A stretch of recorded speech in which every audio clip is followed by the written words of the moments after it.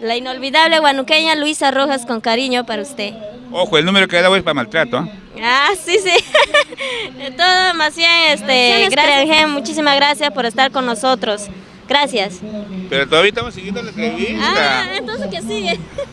Claro. A ver, Luisa, queremos saber más de Luisa, pues, ¿no? ¿Qué hace los domingos en casa?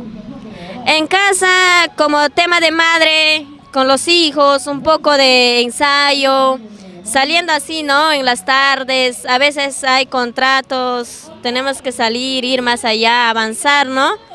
Y de lunes a viernes también hay trabajos, también hay contratitos siempre hay. Qué bueno.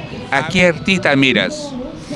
Yo miro a Noemí Guamán, a Yarita Licé. ¿Por qué Yarita? Yarita Licé porque tiene muchos fans, muchos fanáticos. Igual mi favorita también es Noemí Guamán porque las canciones siempre me gustan.